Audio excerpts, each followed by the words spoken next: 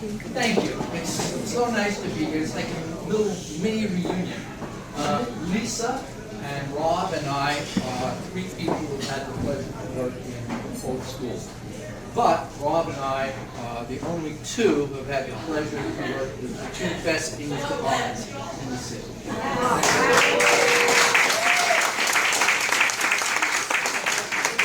I first met Rob in the mid-1980s at Forest Hills, and I think I remember the first thing that I said to him. Shut up, Rob! No singing in the old school.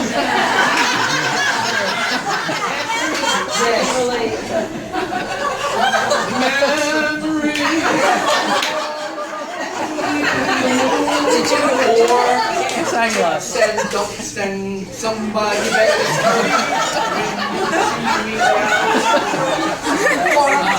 I have often walked the pavement never something beneath my feet.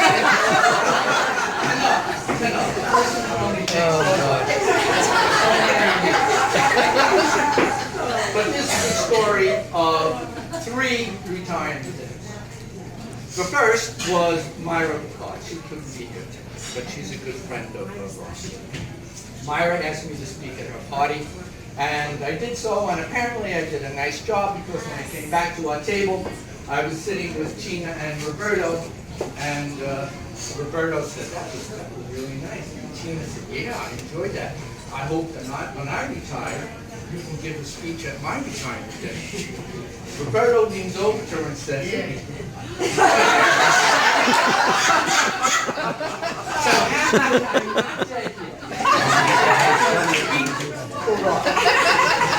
the second retirement dinner happened many, many years ago at my friend Frank Viscotti's retirement. Yeah. Ladies and gentlemen, Frank Viscotti.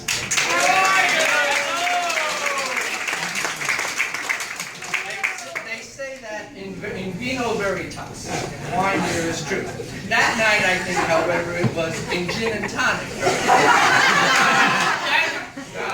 Complete open ball. We had a mind.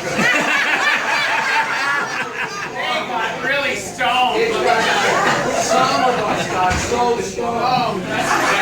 We got together with Rob and explained to Rob how it might be mutually beneficial for us, for Rob to come over to the dark side and join us at Francis Lewis, which he eventually did.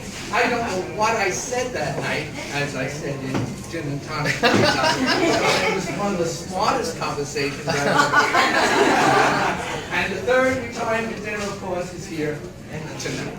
And you all know Rob as a friend and a teacher, and Sean and I have had the pleasure of knowing him in our capacities as AP.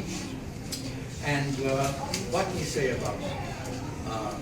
In my 10 years at Francis Lewis, never had a single complaint. A teacher, a student, or a parent. Never. Nothing.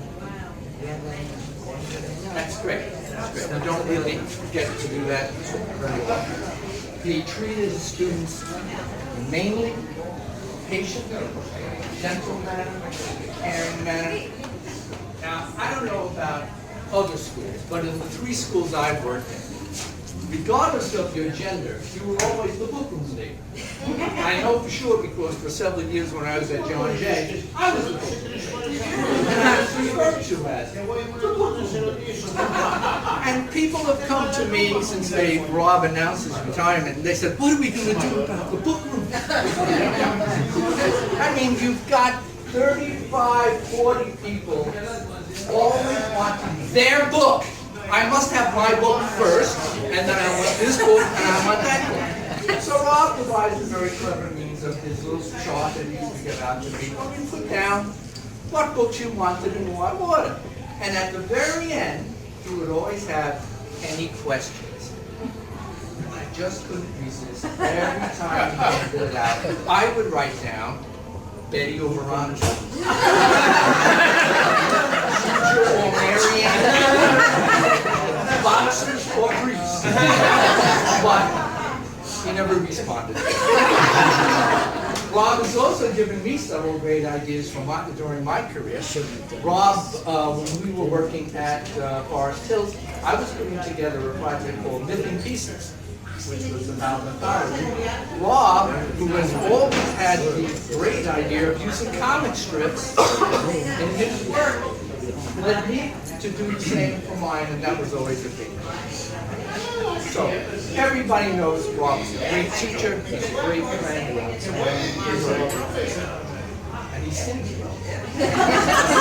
So, here is a message or a challenge to those of you who are new to the profession.